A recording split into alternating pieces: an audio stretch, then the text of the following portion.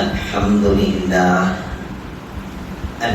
لله نحمده ونستعينه ونستغفره ونؤمن به ونتوكل عليه ونعوذ بالله من شرور أنفسنا ومن سيئات أعمالنا من يهده الله فلا مضل له ومن يضلله فلا هادي له ونشهد أن لا إله إلا الله ونشهد أن سيدنا ونبينا ومولانا محمدا عبده ورسوله أرسله بالحق بشيرا ونذيرا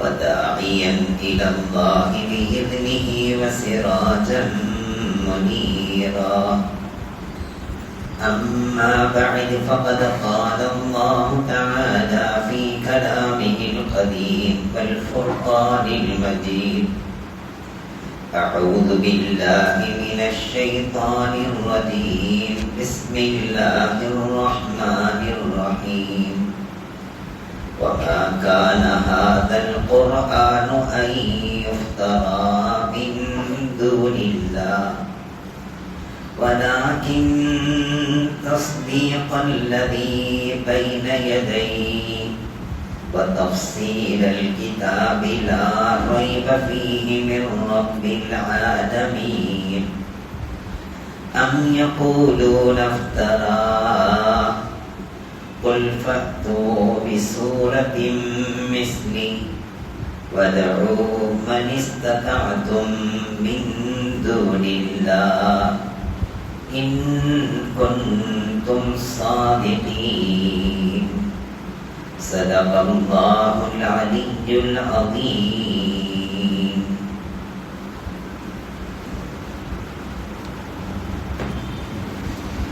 அன்பிருந்த பெரியோர்களே, அருமை சகோதரர்களே, யூனுஸ் சூராவினுடைய 37, 38 இரண்டு வசனங்களை உங்களுக்கு முன்னால் ஓதி காட்டியிருக்கிறேன். கடந்த வார தஃசீரிலே அல்லாஹ் மிக அழகாக சொன்னான், இந்த ஷரியத்துல் இஸ்லாம் நபியவர்கள் கொண்டு வந்த இந்த மார்க்கம் ஒன்று மட்டும்தான், அதில் உள்ள எல்லா செய்திகளுமே வஹியை சார்ந்தது. அதில் உள்ள எல்லா விஷயங்களுமே அல்லாஹுக்கும் ரசூலுக்கும் மத்தியில் நேரடி தொடர்பிலே கிடைத்தது. அதிலே நபியவர்கள் தன்னுடைய சொந்த எண்ணத்தை பயன்படுத்துவதற்கு அங்கே அதிகாரமே இல்லை. மார்க்கத்தினுடைய எந்த விஷயங்களையும் எவருமே தன் சொந்த அபிப்பிராயத்திலே எதையும் சொல்லவும் முடியாது, செய்யவும் முடியாது, அதை மார்க்கமாக ஆக்கவும் முடியாது. அவர் எவ்வளவு பெரிய புசுர்காக இருந்தாலும் சரி, குத்துபுல் அக்தாபாக இருந்தாலும் சரி, மிகப்பெரிய வலிமார்களுக்கெல்லாம் வழியாக இருந்தாலும் சரி, நபிமார்களுக்கே அந்த தகுதி இல்லை என்கிற போது வேறு யாருக்குமே அந்த தகுதி வருவதற்கு வாய்ப்பே இல்லை. நற்செய்திகளாக இருக்கலாம், உபதேசங்களாக இருக்கலாம், நசீகத்துகளாக இருக்கலாம், ஆனால் மார்க்கத்தின் சட்டமாக இருப்பதற்கு அது அல்லாஹ்வுடைய வழியாக இருக்க வேண்டும், அல்லது ரசூலினுடைய உள்ளத்திலே அல்லாஹ் போட்டு சொல்லுகின்ற ஹதீசுகளாக இருக்க வேண்டும். ஒன்று வஹியே மத்லூ, இன்னொன்று வஹியே கைர மத்லூ. ஓதி காட்டப்பட்ட வஹி, ஓதி காட்டப்படாத வஹி என்று இரண்டாக பிரிக்கிறார். ஓதி காட்டப்பட்ட வஹி ஜிப்ரீல் நேரடியாக வந்து அல்லாஹ் இப்படி ஓதி காட்டினான், அதை உங்களுக்கு நான் ஓதி காட்ட வந்திருக்கிறேன் என்றால் அது வஹியே மத்லூ. இன்னொன்று நேரடியாக அல்லாஹ் கல்வியை போட்டு இதை மக்களிடத்திலே சட்டமாக பாஸ் பண்ணுங்கள் என்று அல்லாஹ் சொல்லுவார். இதற்கு பெயர் என்ன? இதுவும் வஹிதான், ஆனால் ஜிப்ரீலின் வாசிதா இல்லாமல் வருகின்ற வஹி. எனவே வஹியே கைர மத்லூ. ஆனால் இரண்டுமே வஹிதான். அதை அல்லாஹ் சொல்லும் போது என்னுடைய ஹபீப் தன்னுடைய நாவிலிருந்து தானாக சொல்வதில்லை. ஒமா யன்திகு அனில் ஹவா இன் ஹுவ இல்லா வஹ்யுன் யூஹா. நாம் வஹியாக எதை அனுப்புகிறோமோ அதை தவிர்த்து எதையும் பேசுவது கிடையாது என்று அல்லாஹ் சொல்லிவிட்டார். நபி அவர்கள் அப்படி சொல்லவும் முடியாது. எந்த பிரச்சனையாக இருந்தாலும் சரி அமைதியாக இருப்பார்கள். சஹாபாக்கள் கேட்டுக்கொண்டே இருப்பார்கள். நபி அவர்களிடமிருந்து பதிலே வராது. சிறிது நேரத்துக்கு பிறகு ஜிப்ரீல் வந்ததையும் அவர்கள் சொல்லி சென்றதையும் தீர்ப்பாக நபி அவர்கள் சொல்லுவார்கள். இதுதான் நடந்திருக்கிறது. எனவே அனைத்துமே மார்க்கத்திலே சொல்லப்பட்டிருக்கிற அனைத்து செய்திகளும் மார்க்கம் சம்பந்தமாக இருக்குமானால், அது ஷரியத் சம்பந்தமாக இருக்குமானால், அதிலே மனிதனது சொந்த எண்ணங்களுக்கு அங்கே வேலை இல்லை. அப்படி என்றால் ஹஜ்ரத் அபூ ஹனீஃபா ரஹ்மத்துல்லாஹி அவர்கள் சொன்னார்கள் என்று வருகிறது. ஹஜ்ரத் இமாம் ஷாஃபி ரஹ்மத்துல்லாஹி அவர்கள் சொன்னார்கள் என்று வருகிறது. இமாம் அபூ ஹனீஃபா ரஹ்மத்துல்லாஹி அவர்கள் சொன்னதை இமாம் ஜாஃபர் சாதிக் ரலியல்லாஹு அன்ஹு கேட்கிறார்கள். நீங்கள் உங்களது எண்ணத்தின் பிரகாரம் பேசுகிறீர்களாமே? அல்லாஹ் குர்ஆனிலே சொல்லுகின்றான், அந்த காஃபிர்கள், மஜூசிகள், யூதர்கள், கிறிஸ்தவர்கள் அவர்கள் எல்லாம் சொல்லுகின்ற சொற்களும் செய்கின்ற செயல்களும் இல்லா வண்ணன் உள்ளத்தில் தோன்றியது அதைத்தான் செய்கிறார்கள். உள்ளத்தில் தோன்றியதை செய்வதெல்லாம் லா யுகனி மினல் ஹக்கி ஷைஆ, அது அல்லாஹ்விடத்திலே எந்த பிரயோஜனத்தையும் தராது என்று அல்லாஹ் சொல்கிறானே.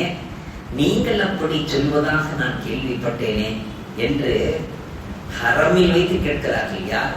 ஜாஃபர் சாதிக் ரலியல்லாஹு அன்ஹு. யாரிடத்திலே? இமாம் அபூ ஹனீஃபா ரஹ்மத்துல்லாஹி. இமாம் அபூ ஹனீஃபா ரஹ்மத்துல்லாஹி அவர்கள் அப்படிப்பட்ட காலத்தில் வாழ்ந்தவர்கள். அதை நாம் மனதில் கொள்ள வேண்டும். எப்படிப்பட்ட காலம்? தான் சொல்லுகின்ற செய்திகளுக்கு ஏன் இப்படி சொன்னீர்கள், எதை வைத்து சொன்னீர்கள் என்று கேள்வி கேட்பதற்கு தகுதியுள்ளவர்கள் இருந்த காலத்தில் வாழ்ந்தவர்கள். அப்படி என்றால் அவர்களது செய்திகள், அவர்கள் சொன்னது எப்படி இருக்கும்? சொன்னார்கள், சட்டமா அதை நான் எப்படி சொல்ல முடியும்? அல்லாஹும் ரசூலும் சொன்னதை நான் சொன்னேன். நானாகவா சொன்னேன்? நானாக சொல்வதாக இருந்தால் வேறு மாதிரி சொல்ல வேண்டும் என்று நபி அழகான ஒரு உதாரணத்தை சொல்லி காட்டினார். ஆண் பலமானவன், பெண் பலகீனமானவள். நானாக சொல்வதாக இருந்தால் பெண்ணுக்கு 2 பாகம், ஆணுக்கு 1 பாகம் தாருங்கள் என்று சொல்லி இருப்பேன். நான் என்ன அப்படியா சொன்னேன்? அல்லாஹ் குர்ஆனிலே சொல்லி இருப்பதை மக்களுக்கு விளக்கி தந்திருக்கிறேனே தவிர நான் சொன்ன சட்டம் அல்ல. சட்டங்களை சொல்வதற்கு எனக்கு அதிகாரம் இருக்கிறது. சட்டங்களை நானா வகுத்தேன்? அல்லாஹ் வல்லவா வகுத்து தந்திருக்கிறார். அதை மக்களுக்கு புரிகின்ற வகையிலே வெளிப்படுத்தி இருக்கிறேனே தவிர நான் வெறும் வெளிப்படுத்தக்கூடியவன். நாஷிருல் குர்ஆன், ஆலிமுல் குர்ஆன், ஃபாஹிமுல் குர்ஆன், தஃஹீமுல் குர்ஆன், நான் விளக்கி தந்திருக்கிறேன், அவ்வளவுதான். நான் தாவீர் குர்ஆன், நான் யாரல்ல, குர்ஆனை இறக்கி வைத்தவன் அவன். ஷரியத்தை கொண்டு வந்தவர்கள் நபியவர்கள் ஸல்லல்லாஹு அலைஹி வஸல்லம். நபியவர்கள் சொன்ன செய்தியை மக்களிடத்தில் கொண்டு போய் சேர்த்திருக்கேன். என் அறிவின் பிரகாரம், என் சிந்தனையின் பிரகாரம் சொல்வதாக இருந்தால் நான் என்ன சொல்லி இருக்கணும்? பலகீனமான பெண்ணுக்கு 2 பாகம் கொடுங்க, பலமுள்ள ஆணு சம்பாதிச்சுக்குவான், அவனுக்கு 1 பாகம் கொடுத்தா போதும் சொல்லி இருக்கோம். நான் அப்படி சொல்லலையே. பிறகு சொன்னார்கள், இஸ்திஞ்சா இருக்கிறதே அதுதான் மிகவும் நாற்றமானது. மனிதனின் சக்தி துளி அது நாற்றமடிக்கக்கூடியதல்ல. கொஞ்ச நேரத்துல அப்படியே காத்துல பறந்துடும். அதனுடைய நாற்றமே இருக்காது. வெறும் டப்பா அதனுடைய அடையாளம் வேண்டுமானால் இருக்கலாம். எனவே உண்மையில் சொல்ல போனால் அந்த சிறுநீருக்கு முன்பாக அசுத்தம் எது என்று பார்த்தால் மிகவும் நாற்றமுடையது, அசுத்தமானது என்று பார்த்தால் சிறுநீர் தான். ஆனால் சிறுநீர் கழித்தால் குளிங்கள் என்று நான் சொன்னேன். ஏனென்றால் நான் அறிவின் பிரகாரம் சொல்லி இருந்தால் அப்படித்தான் சொல்லி இருக்கும். சிறுநீர் கழித்தால் குளிங்கள் என்று. அல்லாஹ் சொல்லுகின்றான் சிறுநீர் கழித்தால் ஒது செய்யுங்கள் என்று. சக்தி துளிக்கு குளிக்க சொல்லுகின்றான். அதைத்தானே சொல்லி இருக்கிறேன், மாற்றியா சொல்லி இருக்கிறேன் என்று கேட்டார். என்னை 3ஆவதாக சொன்னார்கள், மசக செய்கின்ற காலுக்கு மசக செய்கின்ற அந்த மசகு இருக்கல்லவா, கால் உரை அணிந்து மசகு செய்வது நபி அவர்கள் சொன்னதைத்தான் நான் சொல்லி இருக்கிறேன். என் அறிவின் பிரகாரம் சொல்வதாக இருந்தால் காலுக்கு அடியில தான் மண்ணு, காலுக்கு அடியில தான் அசுத்தம். நான் உண்மையில மசகு செய்ய சொல்லி அறிவு ரீதியா நான் சொல்றதுன்னா கீழே தொடங்கன்னு சொல்லியிருப்பேன். நான் கீழையா தொடங்க சொன்னேன். நபி அவர்கள் மேலிருந்து இழுக்க சொன்னார்கள். அந்த காலின் பாதங்களுடைய விரல்களிலிருந்து மேல் நோக்கி இழுங்கள், அதுதான் காலுக்கு செய்கிற மசகு என்று நபியவர்கள் சொன்னதை சொன்னேன். என் அறிவின் பிரகாரம் சொல்வதாக இருந்தால் எங்கே மண்ணு ஒட்டி இருக்கோ அந்த இடத்தை சுத்தம் மண்ணு சொல்லியிருப்பேன். நான் என்ன அப்படியா சொன்னேன் கேட்டார். உடனே ஜாஃபர் சாதிக் ரலியல்லாஹு அன்ஹு ஹஜ்ரத் அபூ ஹனீஃபா ரஹ்மத்துல்லாஹி அலைஹி கையை இழுத்து முத்து கொடுத்து சொன்னாங்க, அல்லாஹ் உங்களை கொண்டு ஹிதாயத் செய்வாராக. எந்த ஷரிய சட்டமாக இருந்தாலும் அவர்கள் சொந்த அபிப்பிராயத்தில் சொன்னதல்ல. எந்த அளவுக்கு சொன்னார்கள் என்றால் எதுவுமே என் அபிப்பிராயத்தில் சொன்னதல்ல, எல்லாமே எனக்கு கிடைத்த ஹதீசுகளை வைத்து உங்களுக்கு விளக்கி தந்திருக்கிறேன், அவ்வளவுதான். நான் எதை விளக்கி தந்தேனோ அதுதான் அட்டல் ஃபைசலா என்று நீங்கள் நினைக்காதீர்கள்.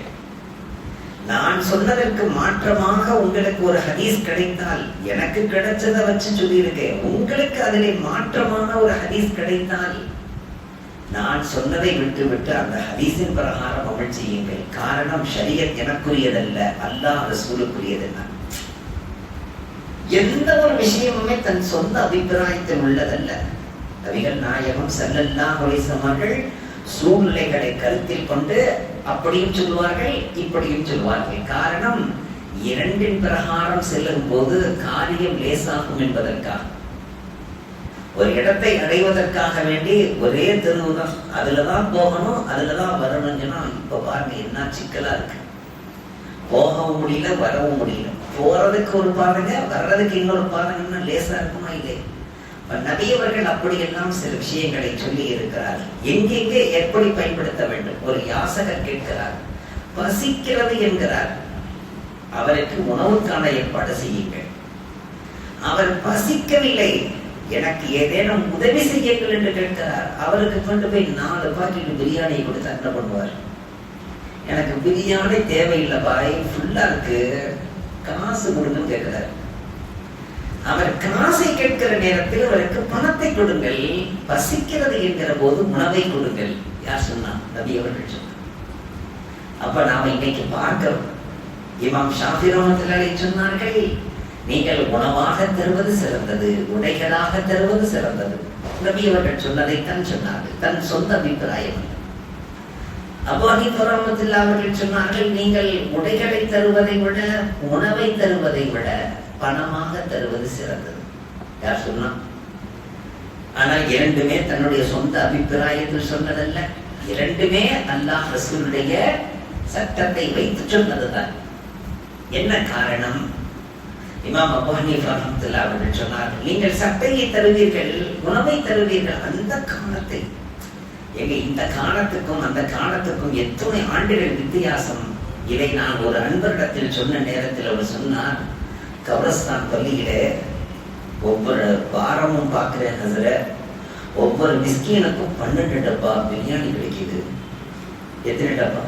ஒவ்வொரு மிஸ்கீனுக்கும் 12 டப்பா பிரியாணி கிடைக்குது.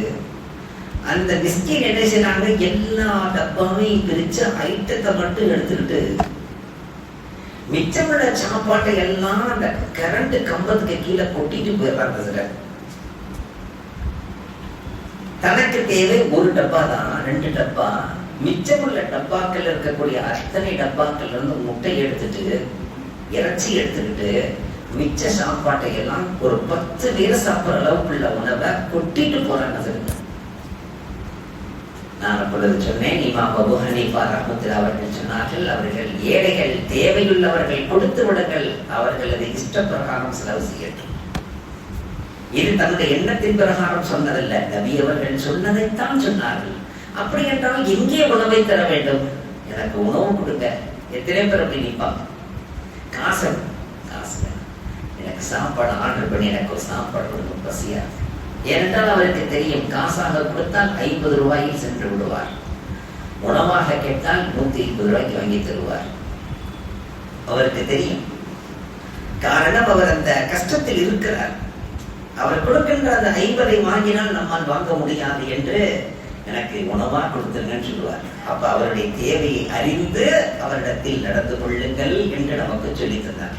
இரண்டுமே நபி அவர்கள் சொல்லி தந்த விஷயம். அதிலே 2 பேருடைய சொந்த அபிப்பிராயமே அல்ல, மார்க்கத்தில் எந்த இமாம்களுடைய சொல்லும் சொந்த அபிப்பிராயம் அல்ல. இன்று தஃப்சீர் நாம் செய்கிறோம் என்றால் அல்லாஹ் ரசூல் சொன்ன செய்திகளை விளக்கி தருகிறோமே தவிர தன் சொந்த அபிப்பிராயங்களை சொல்வதற்கு எவருக்கும் அதிகாரம் இல்லை. நபிகள் நாயகம் ஸல்லல்லாஹு அலைஹி வஸல்லம் சொன்னார்கள், உள்ளத்தில் தோன்றுகிற எண்ணங்களை குர்ஆனுக்கு விளக்கமாக நீங்கள் தருவீர்களேயானால், நான் சொல்லாததை நீங்களாக சொன்னதாக சொல்லுவீர்களேயானால் நரகத்தில் தனது இருப்பிடத்தை ஆக்கிக் கொள்ளட்டும். அப்படிப்பட்டவர் சும்மாவாச்சு சில பேர் வாய் தரலாம், இதை நான் சொல்ல ஹுசூர் சொல்லியிருக்காங்க அப்படின்னு சொல்லு, தான் சொல்லி போட்டு தன்னுடைய சொந்த கருத்து. நீங்க எம்மேல கோவிக்காதீங்க, இது நான் சொல்லல ஹுசூர் சொன்னதுங்க. கொஞ்ச நேரம் அவரே ஸ்டாண்டர்ட் இப்படியுமா சொல்லியிருக்காங்க ஹுசூர். அதை கொண்டு போய் இன்னொரு இமாம்கிட்ட கேட்பார், இந்த மாதிரி என் கூட சக நண்பர் சொல்றாரு ஹுசூர் சொன்னதாங்க. அவர் கேட்பார், இந்த மாதிரிலாம் ஹுசூர் சொல்லவே இல்லைன்னு.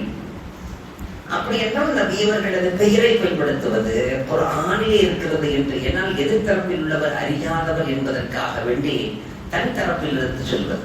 அல்லாஹ் சொல்லுகின்றான், தன் உள்ளத்திலிருந்து தன் எண்ணத்திலிருந்து எதையெல்லாம் நீங்கள் பேசுகிறீர்களோ அது நாளை கியாம நாளிலே அல்லாஹ்விடத்திலே உங்களுக்கு எந்த பிரயோஜனத்தையும் தராது. இன்னல்லாஹ அலீமும் பிமா யஃஅலூன். அவர்கள் செய்கின்ற அந்த காரியத்தை அல்லாஹ் நன்கு அறிந்தவனாக இருக்கிறான் என்று கடந்த ஆயத்தை முடித்தோம். இப்பொழுது அல்லாஹ் என்ன சொல்லுகின்றான், அப்படி என்றால் குர்ஆனில் உள்ள ஆயத்துகள், குர்ஆனில் உள்ள வசனங்கள், அதில் ஏதாவது ஒன்று சொந்த அபிப்பிராயமாக இருக்குமா? யாராவது புனைந்த இணைத்த வார்த்தைகளை கொண்ட அசம்பிளி செய்ததா? வமா கான ஹாதல் குர்ஆன், குர்ஆனிலே எதுவும் இல்லை, இப்படி இல்லை. ஐயுஃப்தரா, புனையப்பட்டதாக எதுவும் இல்லை. வமா கான ஹாதல் குர்ஆனோ, குர்ஆனில் எதுவுமே இல்லை. ஐயுஃப்தரா மின் தூனில்லாஹ், அல்லாஹ் அன்றி மனிதர்களை கொண்டு இணைக்கப்பட்டதாக, புனையப்பட்டதாக, வார்த்தைகளால் ஜோடிக்கப்பட்டதாக இல்லை. அது அனைத்தும் அல்லாஹ்வின் தரப்பிலிருந்து இறக்கி வைக்கப்பட்டது.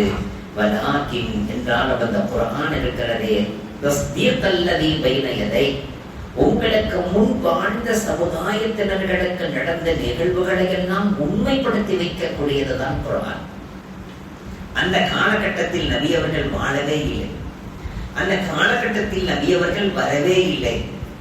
என்றோ நடந்தது, எத்தனையோ ஆயிரம் ஆண்டுகளுக்கு முன்னால் நடந்த நிகழ்வை குர்ஆன் சொல்கிறது. நபி அவர்கள் சொல்கிறார்கள் என்றால் அதை சொல்லித் தருவதற்கு கூட அந்த ஆண்டுகளிலே வாழ்ந்தவர்கள் யாரும் இல்லை, எவருக்குமே அதை பற்றி தெரியாது. அதை நபி அவர்கள் சொல்லுகிறார்கள் என்றால் அது அல்லாஹ் சொல்லித்தானே சொல்கிறார்கள், அதிலே மாற்றம் இல்லையே.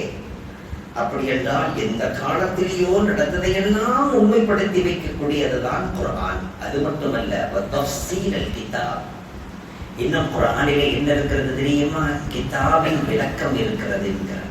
கிதாபின் விளக்கத்தையும் அல்லாஹ் குர்ஆனிலே தந்திருக்கிறார். கிதாபின் விளக்கம் என்றால் என்ன?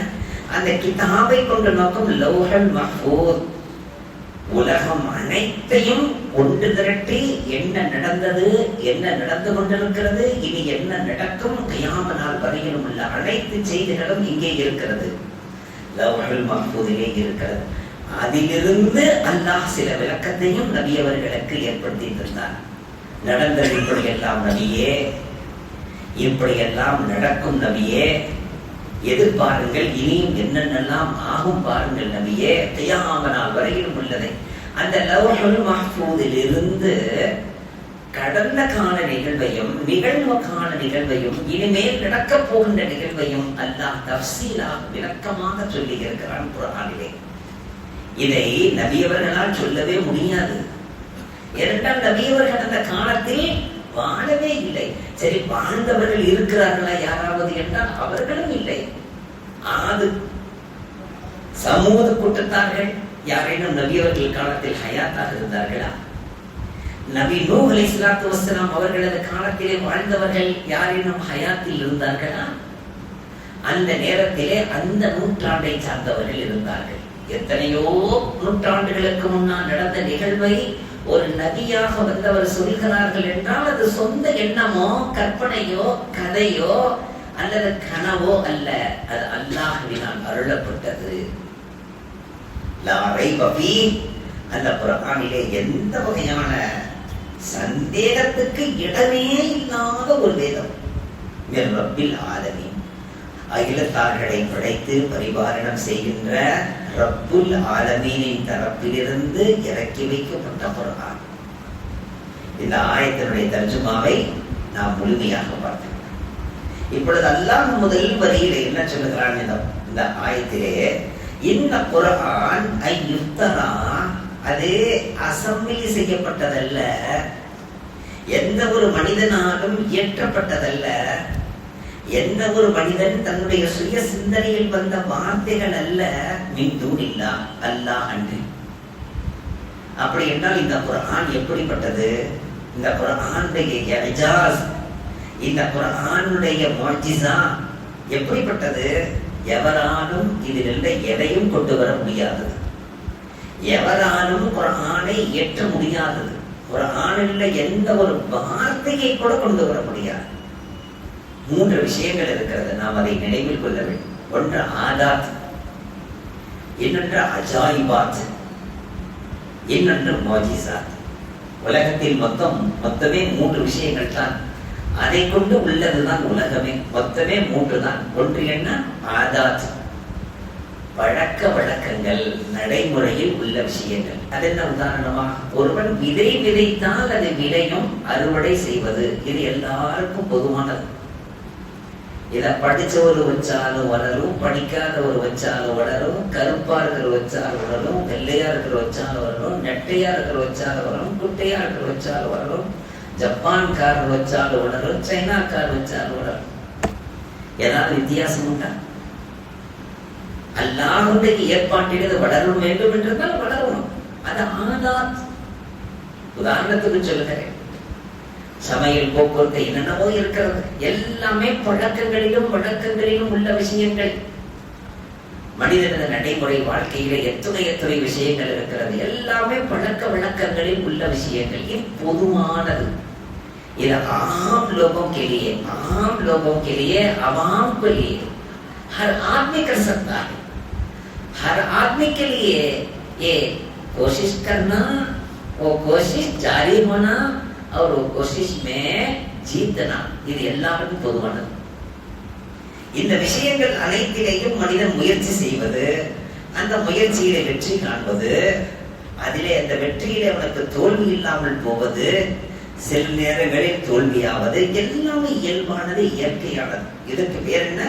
ஆதார். கொஞ்சம் நினைச்சு பாருங்க. இப்பதான் புதுசா சேர்ந்திருக்காரு, அதனால கொஞ்சம் சரியா வரல, கொஞ்சம் ட்ரைனிங் எடுத்தா கரெக்டா வந்துடும் சொல்றாங்க. ஒரு கரண்டி ஊத்தி அப்படி இந்த செஞ்சனே ஆப்பா வந்துருக்கு அழகா. இப்பதான் புதுசா வந்திருக்காரு, இதுல இருந்து பீகார்ல இருந்து வந்து சேர்ந்திருக்காரு வேலைக்கு. இப்பதான் அந்த சுத்த தெரிய மாட்டேங்குது, இந்த சட்டி ஒரு மாதிரி ஒரு சுத்துறா. ஆதாத். ஒரு வாரத்தில் பழகிறார், 10 நாள்ல பழகிறார். அதுக்கு பிறகு பாத்தீங்கன்னா இப்படி சுத்துறாரு, இப்படி சுத்துறாரு, இப்படி சுத்துறாரு. ஆனா கரெக்டா சுத்தி எடுத்துறாரு.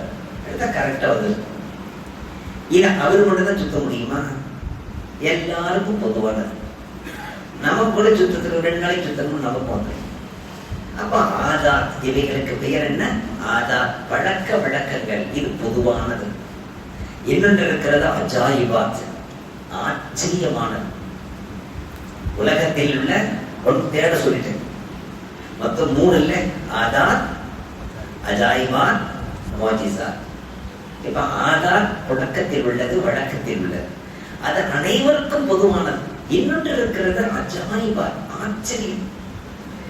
என்னங்க எவ்வளவு அழகான, இப்ப புதுசா வந்திருக்குதுங்க ஒரு வண்டி. நீங்க பெட்ரோல் முதல்ல அங்க போட்டுட்டு இருந்தீங்கன்னா இப்ப பெட்ரோல் பின்னால போட வேண்டியதான். இன்ஜின் முன்னால இருந்துச்சுன்னா இப்ப இன்ஜின் பின்னால இருக்கு. அப்படி புதுசா தயாரிச்சிருக்காங்க. ஆச்சரியமா பார்க்கணும். அந்த தயாரிப்பு ஆச்சரியத்தை ஏற்படுத்துகின்றது. ஆனால் இது மக்சூஸாக சில பேர் தான் தயாரிக்க முடியும். எல்லாரும் தயாரிக்க முடியுமா? டக்குன்னு இது என்ன பெருசா தயாரிச்சிருக்காரு, அங்க என்ன இருந்தது இங்க வச்சிருக்கான், டேங்க கொண்டு போய் அங்க வச்சான், டேங்க கொண்டு போய் இங்க வச்சிருக்கான். அவ்வளவுதான். இவர் என்ன, நான் நினைச்சேன்னா டேங்க எங்க வேணும்னு வைப்பேன் அப்படின்னு சொல்லி ஒருத்தர் தயாரிக்க முடியுமா? இஷ்ட பிரகாரம் அதற்கென உள்ளவர்கள் மட்டும்தான் அதை தயாரிக்க முடியும். ஆச்சரியத்தை ஏற்படுத்துகின்ற எத்தனையோ விஷயங்கள். ராக்கெட்டை தயார் பண்றான், பிளேட்டு போகுது, புல்லட் ட்ரெயின். இப்ப நம்ம வந்துட்டு போய்கிட்டு இருக்கிறோமே, கீழே என்ன நடக்குதுன்னே தெரிய மாட்டேது. 60 அடிக்கு கீழே என்ன நடக்குது, என்ன ஆகுதுன்னே தெரியல. அதை எல்லாத்தையும் நாம செய்ய முடியுமா? நாம குலாப் ஜாமுன் வச்சா அழகா உள்ள அதுதான் நமக்கு சாப்பிடுங்க அப்படின்னா ஜாமுனுங்க அழகா குலாப் ஜாமுன் சாப்பிட்டுட்டு கொஞ்சம் மிக்சர் சாப்பிட்டு ஒரு டீ சாப்பிட்டு துவா செஞ்சுட்டு வந்தார். அவ்வளவுதான் முடியும். அவன் தூக்குறத இருமையெல்லாம் நம்ம தூக்க முடியுமா? அது என்ன நடக்குதுன்னே நமக்கு தெரியலையே. அஜாயிபா, ஆச்சரியங்கள்.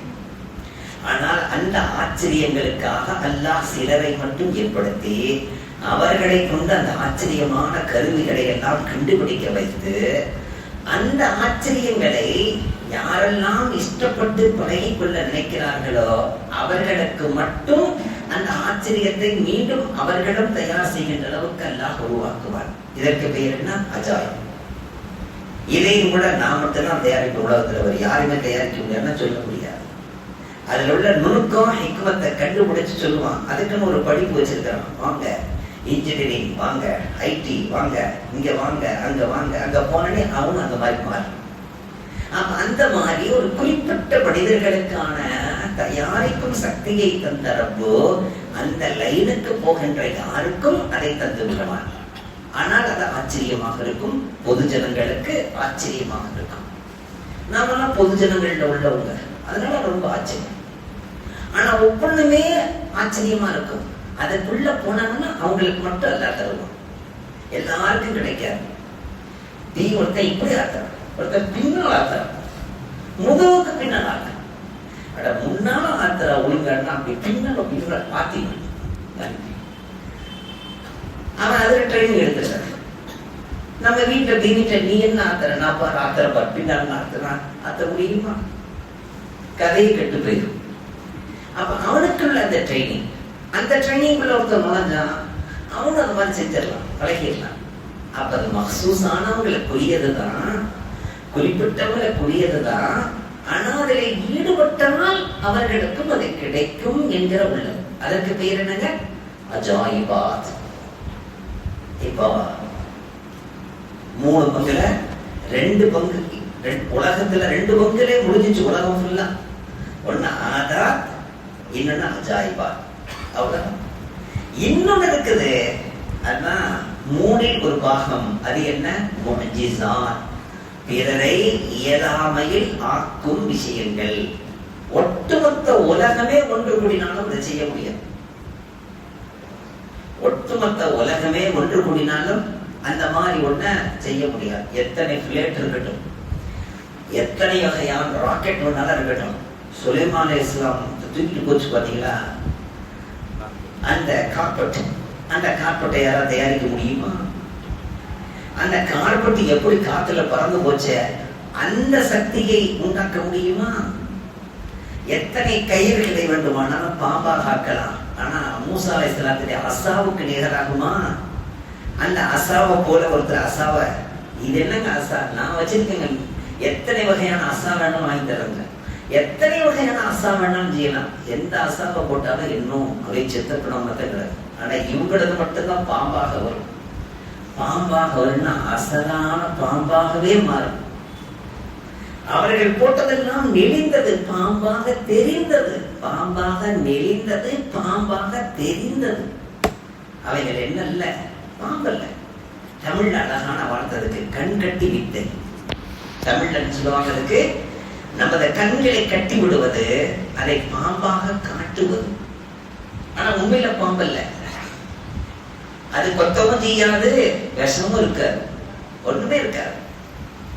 ஆனால் மூசா அலைஹிஸ்ஸலாத்துடைய கையில் இருந்த அசா இருக்கிறதே, அது என்ன? முஅ்ஜிஸா, பிறரை இயலாமையில் ஆக்கக்கூடியது. யார சொல்லத்தா கத்தி உடைஞ்சிருச்சு, யார சொல்லத்தா உடனே ஒரு கிளைய பிடிச்சிருந்தாங்க, கத்தியா மாறிடுச்சு. கத்தியாவே இருந்துச்சு காலமெல்லாம். போர்க்களத்துல கையில வச்சிருந்த வால் உடைஞ்சிருச்சுன்னு சொன்னீங்க, உடனே ஒரு கிளைய பிடிச்சி தங்கம் கொடுத்தாங்க. உடனே அது இன்னமா மாறுச்சு, கத்தியா வாளா மாறுச்சு. அந்த வாள் நீண்ட காலத்துக்கு பிறகு பல 1000 திருகங்களுக்கு அது விற்கப்பட்டது என்று வருகிறது. அது இன்றும் கூட எங்காவது இடத்திலே பாதுகாப்பாக இருக்கிறார். அப்படி என்றால் மோஜிசா அதை அல்லாஹ் எல்லோருக்கும் தருவது கிடையாது, நபிமார்களுக்கு மட்டும் தருவான். அந்த ஒற்றை நபி, அந்தந்த கௌமுக்கு வருகின்ற ஒற்றை நபிக்கு மட்டும் தான் அது கிடைக்கும், வேறு யாருக்கும் அது கிடைக்காது. எல்லா இடத்திலையும் கிடைக்குதுன்னு சொன்னா அந்த பொருளுக்கு மதிப்பில்லா போயிடும். அந்த ஒன்லி ஒன் அங்கதாங்க கிடைக்குன்னு சொன்னோம்னா அந்த இடத்துக்கு எப்படி இருக்கு மோசம். அப்ப அல்லாஹ் அப்படி செய்வது. அதை ஒற்றை நபி, அந்த கௌமில் உள்ள அந்த ஒரு நபி, அந்த ஒருவரை தேர்ந்தெடுத்து அல்லாஹ் யஜ்தபீ மன் யஷா, அல்லாஹ் தான் நாடிய ஒருவரை நபியாக ஆக்குகிறானே அவருக்கு மட்டும் தருகின்ற சக்திக்கு பெயர் என்ன? முஅஜிஸா. அந்த முஅஜிஸா இதை இல்லாமையில் ஆக்கும். அதனாலதான் அதுக்கு பேர் முஅஜிஸா. அஜஸ யுஜிஸு இஜாஸன் ஃபஹுவ முஅஜிஸுன். முஅஜிஸுன் பிறரை இயலாமையில் ஆக்கக்கூடியது, பிறரை இயலாமையில் ஆக்கும். யாரும் அந்த மாதிரி நடக்கவே முடியாது, செய்யவே முடியாது. அப்படிப்பட்ட ஒன்றுக்கு பெயர் தான் முஅஜிஸா. அந்த முஅஜிஸாவை நபிமார்களுக்கு மட்டும் அல்லாஹ் தருகின்றான். அந்த முஅஜிஸாவை பெறுவதற்காக வேண்டி எந்த நபியும் இரவெல்லாம் தவம் இருந்து கண் விழித்து கண் மூடி தியானத்தில் இருந்து பசியாக தனியாக அப்படியெல்லாம் கிடைக்காது. உலகத்தில் மற்ற எத்தனையோ சக்திகள் கிடைக்கும். அந்த சக்திகள் தியானத்தில் இருந்தால் கிடைச்சிடும், பசியா இருந்தா கிடைச்சிடும், பட்டினியா இருந்தா கிடைச்சிடும், யார்ட்டையும் பேசாம இருந்தா கிடைச்சிடும், அல்லது எதையாவது முன்முடுத்துட்டு இருந்தா கூட கிடைக்கும். எதை அல்லாவுடைய பேர கூட இல்லைங்க. செங்கல் செங்கல் செங்கல் செங்கல் செங்கல் செங்கல் செங்கல் வாழ்க்கையில ஒரு செங்கலை மட்டும்தான் சொல்றாரு, வேற எதையுமே சொல்றாரு. அதுல கூட கல்வி ஓர்மையாயிடும். அதன் மூலமா ஒரு சக்தி கிடைக்கும். இல்லைன்னு சொன்னா இந்த மாதிரி எத்தனையோ வார்த்தைகளை சொல்லிக்கிட்டே திரியறாங்களே, அதுல ஒரு சக்தி கிடைக்க போய் தான். ஆனால் அல்லாஹ் அல்லாஹ் என்கிற போது கிடைக்கிற சக்தி அது நிலையானது, அது நிலையற்றது. இதெல்லாம் வித்தியாசம். ஆனால் மெஹனத்துகள் எடுத்து, கஷ்டங்கள் எடுத்து, தனிமையில் இருந்து, பட்டினியாக இருந்து, பசியோடு இருந்து, ரியாதத்து செய்து, பயிற்சி செய்து கிடைக்கக்கூடியதல்ல முஅஜிஸா. முஅஜிஸா எந்த ஒரு இடமையும் நான் கஷ்டப்பாடுபட்டு இந்த முஅஜிஸாவை பெற்றிருக்கேன்னு இல்லை. அல்லாஹ் தேர்ந்தெடுப்பான், தருவான். அல்லாஹ்வுடைய நேரடி தாழ்வுல கிடைக்கிறது. அதுக்கு பயிற்சி எல்லாம் தேவையில்லை, அதுக்கு பட்டினியா கிடக்கணும்னு அவசியம் இல்லை. அல்லாஹ் யாரை நபியாக தேர்ந்தெடுக்கிறானோ அல்லாஹ் நேரடியாக தந்துடும். ஆனால் வழிமார்களுக்குரிய கராமத் அப்படி இல்லை. பயிற்சி வேணும், இரவு விழிப்பு வேணும், தனித்திருத்தல், பசித்திருத்தல், விழித்திருத்தல், நஃப்ஸை அடக்கி ஆளுதல், இதெல்லாம் செஞ்சு கிடைக்கக்கூடியது. அதுக்கு பேர் என்னங்க? கராமத். அந்த கராமத் இருக்கிறதே, அந்த கராமத்தை பெறுவதற்கு எவர் வேண்டுமானாலும் முயற்சிக்கலாம். அல்லாஹ் அவருக்கு அந்த கராமத்தை தருவான். உள்ளத்தை அடக்கி விட்டால் போதும், எல்லாமே அவருக்கு அடங்கும். உள்ளத்தை அடக்கிறது ஒன்றுதான் கஷ்டம். உள்ளம் இவருக்கு அடங்கி விட்டால் பிறகு சிங்கம், புலி, கரடி, விரடி எல்லாம் அடங்கும். உள்ளமே இவருக்கு அடங்கிறது இருந்த போது மற்றதெல்லாம் எப்படி அடங்கும்? அது என்ன அடக்கிறது ஒரு சாதாரண விஷயமா? ஆனால் ஒருவர் அதில் பயிற்சி பெற்றால் நிச்சயமாக அவர் அந்த கராமத்தை பெற முடியும். ஆனால் ஒருத்தர் பயிற்சி பெறார், நானும் பயிற்சி பெற்று எப்படியாவது முஅஜிஸாவை பெறுவேன் என்றால் கியாமத்துல் தான் கிடைக்காது. காரணம், முஅஜிஸா என்பது அல்லாஹ்வுடைய நேரடி அதா, அவன் நேரடியாக தருவது, நேரடியாக தருவது. அப்படி தரப்பட்ட முஅஜிஸாக்களிலே மிகப்பெரிய முஅஜிஸா, அதற்கு நிகரே இல்லாத முஅஜிஸா குர்ஆன். அந்த குர்ஆனில் உள்ள வாக்கியங்கள், வார்த்தைகள், வாக்கியத்தினுடைய தொடர்கள், அதனுடைய அழுத்தங்கள், அதனுடைய நீட்டல்கள், அதனுடைய முடிவுகள், தொடக்கங்கள் எல்லாமே முஅஜிஸா, அனைத்தும் முஅஜிஸா. ஹஜ்ரத் இத்ரீஸ் அலைஹிஸ்ஸலாத்து வஸ்ஸலாம் அவர்களது காலம் எல்லாமே பயங்கரமா விவாதம் செய்யக்கூடியவங்களா இருந்தாங்க, லாஜிக் பேசக்கூடியவங்களா இருந்தாங்க. அதனால அல்லாஹ் பார்த்தான் லாஜிக்கான காலமா இருக்குது, அதனால என்னுடைய நபி இத்ரீஸுக்கு நான் லாஜிக்லேயே அத்தனை பேருடைய லாஜிக்கையும் உடைக்கிற மாதிரி நான் லாஜிக் தருவேன். அல்லாஹ் தந்தான். அந்த லாஜிக், அந்த முறையை அல்லாஹ் இத்ரீஸ் அலைஹிஸ்ஸலாத்துக்கு தந்து அனைவரையும் பணிய வைத்தான். அனைவரையும் பணிய வைத்தான். இத்ரீஸ் அலைஹிஸ்ஸலாம் பேச ஆரம்பிச்சாங்கன்னா அதை எதிர்த்தோ அதை உடைத்தோ எவராலும் பேச முடியாது. அந்த ஒன்றிலேயே அனைவரும் விழுந்தார்கள், ஈமான் கொண்டார்கள். இத்ரீஸ் அலைஹிஸ்ஸலாம். இனி அதுக்கடுத்து தாவூத் அலைஹிஸ்ஸலாத்து வஸ்ஸலாம்.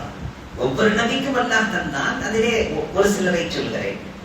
தாவூத் அலைஹிஸ்ஸலாத்து வஸ்ஸலாம் அவர்களுடைய காலகட்டத்திலே நல்ல இரும்புகளிலே தயாரிக்கின்ற சிலைகள் தயாரிப்பது, பெரும் பெரும் குடங்கள் தயாரிப்பது, பெரிய பெரிய பாத்திரங்கள் தயாரிப்பது, பிரம்மாண்டமான பாத்திரங்களை எல்லாம் தயாரிப்பது இரும்பிலே.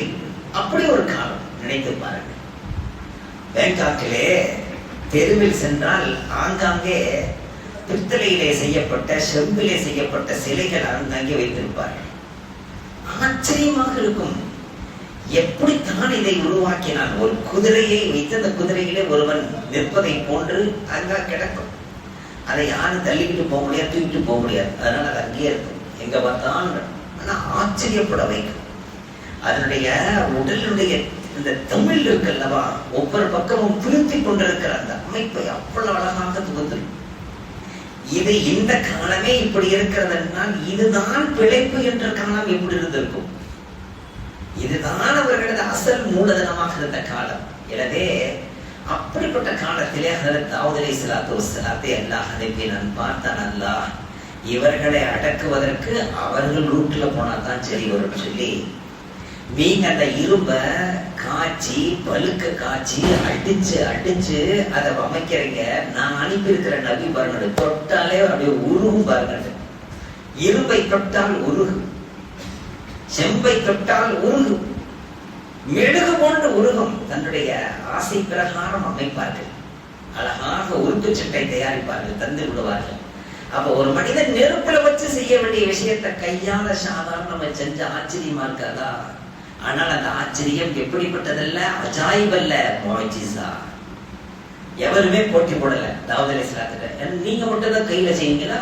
நானும் தான் செய்வேன் அப்படின்னு யாராவது செஞ்சாங்களா? செய்ய முடியல.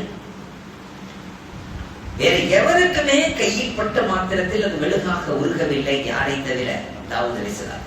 அல்லாஹ் அதை கொண்டு அவர்களுக்கு அந்த நேரத்தில் வஹ்தானியத்தை கொண்டு போய் சேர்ப்பதற்கு அல்லாஹ் அதை காரணமாக ஆக்கினான். அதே போன்றுதான் ஹஜ்ரத் சுலைமான் அலைஹிஸ்ஸலாத்து வஸ்ஸலாம் அவர்களுக்கு அல்லாஹ் இந்த அந்த முஅஜிஸா வேறு எவராலும் செய்ய முடியவில்லை. ஜின்கள் செய்ய முடியவில்லை, ஷைத்தான்கள் செய்ய முடியவில்லை, பெரும் பெரும் சக்தி கொண்ட மனிதர்கள் செய்ய முடியவில்லை, எவருமே நெருங்க கூட முடியவில்லை. இதோ புரிந்து வாருங்கள், அது என்ன பேசுகிறது நான் சொல்கிறேன் என்று. பறவைகள் பேசுவதை எல்லாம் சொன்னால் எப்படி இருக்கும்? அனைத்தை பற்றிய விளக்கம், அனைத்தும் அடிபடுகின்ற நிலை யாருக்கு மட்டுமே? ஹஜ்ரத் சுலைமான் அலைஹிஸ்ஸலாம். ரப்பி ஹப்லி முல்கன் லா யம்பகி லி அஹதின் மின் பாதி. எனக்கு தந்த இந்த நியாமத்தை கியாமத் வரைக்கும் வேறு யாருக்கும் தராதன். அது ஒரு துவா. அது சுலைமான் அலைஹிஸ்ஸலாம் கேட்ட துவா. எனக்கு கிடைச்ச இந்த நியாமத்தை வேறு யாருக்கு தந்தவன்? ஹஜ்ரத் ஸல்லல்லாஹு சொன்னாங்க, ஷைத்தானை கட்டி போட்டு உங்க எல்லாத்தையும் காட்டியிருப்பேன். நேற்று வந்துட்டு போனா இதே மஸ்ஜித் நபவியில தூண்ல அவனை கட்டி போட்டு உங்களை காட்டலான்னு பார்த்தேன். என்னுடைய சகோதரர் சுலைமான் அலைஹிஸ்ஸலாம் கேட்ட துவா ஞாபகத்துக்கு வந்துச்சு. அந்த தகுதி அவருக்கு மட்டுமே இருக்கட்டும்னு விட்டுட்டேன்னு சொன்னாங்க. ஏனென்றால் நம்ம ஹுசூர் தானே, அவங்களுக்கு நிகர் இல்லையே. எப்படிப்பட்ட ரசூல்! சரி, அந்த அளவுக்கு அல்லாஹ் ஒரு முஅஜிஸாவை யாருக்கு தந்தான்? ஹஜ்ரத் சுலைமான் அலைஹிஸ்ஸலாத்துக்கு தந்தான். மிகப்பெரிய கார்பெட் அப்படியே மேல பறக்கும். எங்க வரைக்கும் பறக்கும்? மலக்குகள் அங்கே என்ன பேசிக் கொண்டிருக்கிறார்கள் என்பதை கேட்கின்ற அளவுக்கு பறக்கும். மலக்குகள் எழுதி கொண்டிருக்கிற அந்த எழுத்துகள் எல்லாம் சத்தம் வரும், அதை எல்லாம் கேட்டு வருகின்ற அளவுக்கு பறக்கும். எவ்வளவு பெரிய ஆற்றல், எவ்வளவு பெரிய முஅஜிஸா! அது அல்லாஹ் யாருக்கு மட்டுமே தந்தான். பிறகு ஹஜ்ரத் மூசா அலைஹிஸ்ஸலாமுடைய காலம் வந்தது. மூசா அலைஹிஸ்ஸலாமுடைய காலத்தில் யாரை பார்த்தாலும் ஜாது ஜாது. இன்னைக்கு அப்படித்தாங்க போய்கிட்டு இருக்கு. 2025 யாரை பார்த்தாலும் காலா ஜாது, பில்லா ஜாது, ஒரே ஜாதுல தான் கிடக்குறாங்க. அதெல்லாம் சாப்பிட முடியல. துவாவதி தர்றேன், இனிமேல் நீங்க சாப்பிடுவீங்க அப்படின்னா நீங்க சொல்ல தப்பு. நம்ம மேல சூனியம் செய்யப்பட்டிருக்குது அதுல. அப்புறம் ஏங்க என்கிட்ட வந்து கேட்கறீங்க, நீங்களும் அதையே சொல்லுவீங்களான்னு பார்த்து சொல்லல நீங்க. அப்ப நீங்க சரியா நீங்க கால ஜாது பாக்குறது இல்லை. நான் ஜாதுவே பாக்குறது இல்லைங்க. நமக்கு பார்க்கவும் தெரியாதுங்க. நமக்கு காலா ஜாதுவும் தெரியாது, பீலா ஜாதுவும் தெரியாது. நமக்கு ஜாது பத்தியே தெரியாதுப்பா. இல்ல நான் இந்த ஆள்கிட்ட கேட்டேன், எனக்கு ஜாது இருக்குன்னு சொன்னாங்க. நான் அவற்றை சொல்லிட்டு வந்தேன். கெல்லி சிம்மாம் சொன்னாதான் ஏத்துக்குவேன். எனக்கு தெரிஞ்சா தானே சொல்ல முடியும். அதை பத்தி நமக்கு இனிமே இல்லை. நம்ம எப்படி சொல்ல முடியும்? நான் சொன்னேன் லீலா ப்ரிப்பரேஷன் ஓதுங்க, சாப்பிடுவீங்க. அதைத்தான் நம்ம சொல்லுவோம். ப்ராப்ளம் தான் சொல்ல முடியும். இல்ல இல்ல, நீங்க நமக்கு ப்ராப்ளம் இருக்குன்னு சொன்னா தான் நம்புவேன். என்னங்க இப்படி இருக்காத வேண்டியா ஒருத்தரை பார்த்தேன் இல்லையா, ப்ராப்ளம் இருக்கு. அப்ப திரும்ப ரிட்டர்ன் வந்திருக்குதுங்க. ஹஜ்ரத் மூஸா அலைஹிஸ்ஸலாமுடைய அந்த காலத்தில் உள்ள நிலைமைகள் எல்லாம் மீண்டும் ரிட்டர்ன் வந்த மாதிரியே இருக்கு. எங்க பார்த்தாலும் ஒரு ஜாது ஜாது ஜாது நாளை, எதை பார்த்தாலும் ஜாதுவா. கையில வச்சிருக்கிற கிளாஸ் கீழே விழுந்தா ஜாது, தடிக்கு விழுந்தா ஜாது, சாப்பிட்டது செரிமானார்கள் நெஞ்ச கறிக்குது ஜாது, குக்கி ஜாது ரத்தாலியாக அப்படின்னு சொன்னா. இப்படியே மனுஷன் நிம்மதியை இழந்துகிட்டு இருக்காங்க. ஆனா அப்படியும் மனிதன் என்கிற வகையிலே அது போன்ற எண்ணங்கள் வந்தால் அதை சரி செய்வதற்கும் குர்ஆன் நமக்கு வழிவகுக்கிறது. அதையும் நபி அவர்கள் சொல்லாம இல்லை. மனிதன் என்கிற வகையிலே எண்ணங்களில் இப்படி எல்லாம் மாற்றங்கள் வரும். ஹஜ்ரத் மூஸா அலைஹிஸ்ஸலாமுடைய காலத்தில் எங்க பார்த்தாலும் ஜாது. இப்பொழுது ஹஜ்ரத் மூஸா அலைஹிஸ்ஸலாம் அவர்களிடத்தில் கொடுத்த ஷரியத்தை கொண்டு போய் சேர்ப்பதற்கு வேற வகையே இல்லை, வழியே இல்லை. இந்த சூனியக்காரர்களை எல்லாத்தையும் சுருக்கி வச்சாதான் சரி வரும். இந்த சூனியக்காரர்களுடைய சூனியத்தை செயல்பட முடியாமல் ஆக்கினால்தான் சரி வரும். இவர்களது சூனியங்களை மிகைக்கிற சக்தியை என்னுடைய மூசா கலீமுல்லாவுக்கு நான் தருகிறேன் என்று அல்லாஹ் தந்தான். கையை உள்ளே வைத்து எடுத்தால் வெளிச்சமாயிடும். எங்க செய்ய பார்க்கலாம், அவங்க சூனியத்தை கொண்டு செய்ய முடியல. அந்த குச்சியை வச்சுட்டு அடிச்சுங்கன்னா ரத்தமாயிடும். எங்கே உங்களால் முடியல, செய்ய பார்க்கலாம், செய்ய முடியல. அந்த குச்சியை கொண்டு ஒரு அசைத்து விட்ட மாத்திரத்தில் காட்டு திசை மாறி போனது. வந்து கொண்டிருந்த வெட்டுக்கிளிகள் எல்லாம் வேறு பக்கம் போனது. என்னென்ன தண்டனைகள் ரப்பின் தரப்பில் வந்ததோ அதை தீர்த்து வைக்கின்ற ஒரே நபர் ஹஜ்ரத் மூஸா தான் என்கிற நிலைக்கு அல்லாஹ் ஆளாக்கினார். அனைவரையும் ஆச்சரியத்தில் உரைய வைத்தார். குச்சியை போட்டவே என்ன பாடிச்சு, பெரிய பாப்பா மாதிரி எல்லாத்தையும் உள்ள வாங்கிடுச்சு. இது மட்டும் தனியா நிக்கணும். உடனே பிடிச்சனே வந்துருச்சு. அதை பிடிக்கிறது பயந்தாங்க. லா தஹஃப், பயப்படாதீர்கள். அல்லாஹ் உடனே என்ன செஞ்சான், பயப்படாதீர்கள். அதனுடைய வாயில கை வைங்க. வாழை பிடிக்கிறதுக்கு பயமா இருக்கு, வாயில கை வைங்க. நான் சொல்லுகிறேன் செய்யுங்கள். கை வாயில அந்த குச்சியை மாற்றி உடனே அந்த குச்சியின் மீது நம்பிக்கை வந்துருச்சு. யாருக்கு? மூஸா அலைஹிஸ்ஸலாம். குச்சியின் மீது நம்பிக்கை வந்துருச்சு. வா, நம்மள்ட்ட சாதாரண குச்சி இல்லை, பயங்கரமான குச்சி இருக்கு. அந்த குச்சியை ரொம்ப நேர்ச்சிக்கிட்டு வச்சுக்கிட்டு குச்சியோட வந்துட்டு இருந்தாங்க. நல்லா கேட்டான், ஒமா தில்க பியமீனிக யா மூஸா, என்ன இருக்கு உங்க கையில கூட ரொம்ப ரொம்ப நேசிக்கிற மாதிரி தெரியுது, அது என்ன? நல்லா கேட்டான். நீ கொடுத்ததாங்க பாவா, நல்லா சொல்லல. யார் சொல்லல? மூஸா கலீமுல்லா வச்சே. அல்லாஹ்ட்ட கொஞ்சம் பேசணும்னு ஆசைப்பட்டுட்டாங்க. அல்லாஹ்ட்ட சொன்னாங்க, காலஹி அசாய், இது என்னுடைய தடி. அசாய் அசாய் என்னுடைய தடி. என்ன செய்யற? யாரெல்லாம் நீ கொடுத்த தடி தான் அப்படின்னா சொல்லு. நம்ம தடி, என்னுடைய தடி. காலஹி அசாய், என்னுடைய தடி. இது சாதாரணமான தடி இல்லை. இதுல நான் ஊண்டிக்குவேன், இதுல சாஞ்சுக்குவேன், இதுல படுத்தன்னு சொன்னா என் தலைமாட்டில ஊண்டிக்கிட்டா அது அப்படியே செடி கொடியா வந்து எனக்கு பழங்கள்லாம் தரும். பிறகு என்னுடைய ஆடுகளுக்கெல்லாம் அதுல இளதலையெல்லாம் அடிச்சு போடுவேன். ஏதாவது கிருமிகள் விசஜந்துகள் இருந்தா அதை அடிப்பேன். என்னென்னலாம் இதுல இருக்கு தெரியுமா? யார் சொன்னா? அல்லாஹ் சொன்னா எல்லாம் சரிதான். இந்த குச்சியின் மீது இவ்வளவு நம்பிக்கையா? எதை நீ நம்புகிறாயோ அதுதான் உனக்கு பிரச்சனையாக வரும்.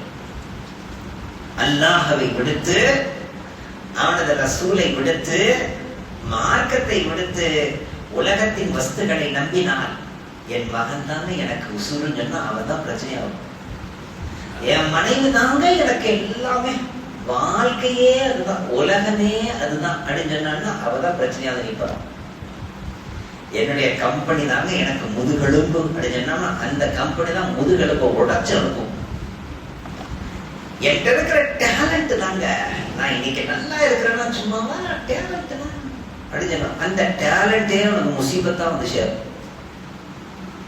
மனிதன் காசை நம்புகிறான், என் பணம், என் வீடு, என் சொத்து, நாளைக்கு அதுவே அவனுக்கு பிரச்சனையா வந்து நிற்கிது.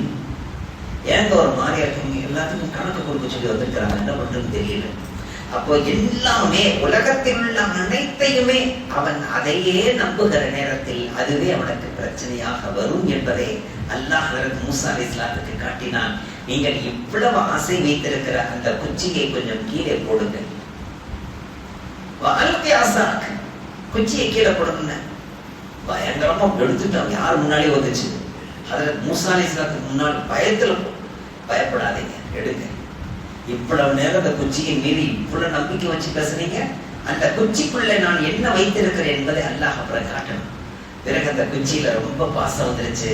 ஆனால் அந்த குச்சியை இவ்வளவு அற்புதமாக தந்த ரப்பின் மீது நம்பிக்கை அதிகமாயிருச்சு.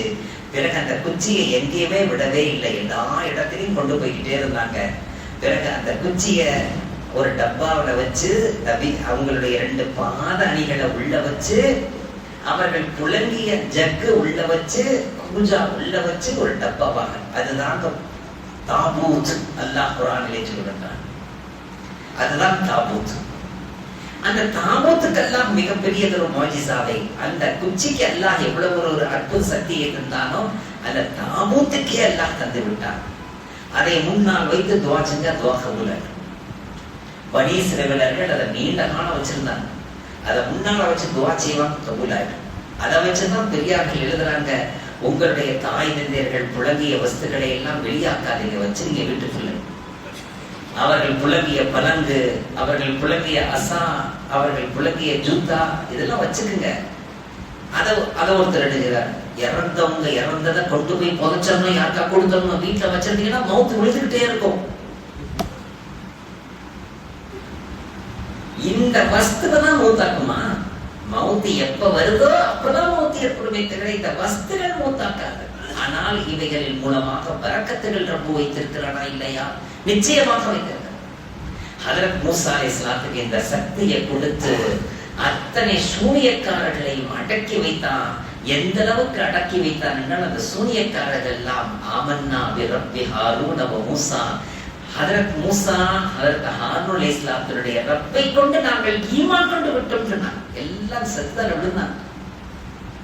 இப்ப உடனே ஃபிரௌன் பார்த்தா, இவ்வளவு நேரம் எங்கள்கிட்ட காசை வாங்கிக்கிட்டு இவ்வளவு நேரம் எங்களுக்கு சாதகமா பேசிக்கிட்டு இருந்தவங்க திடீர்னு மூசா அலைஹிஸ்ஸலாத்தின் பக்கம் சாயறீங்களா, நான் என்ன செய்வேன் தெரியுமா அப்படின்னு மூசா அலைஹிஸ்ஸலாத்துக்கு முன்னால வச்சுக்கிட்டு அந்த சாஹிரீன்களை பயங்கரமாக கடிஞ்சான்.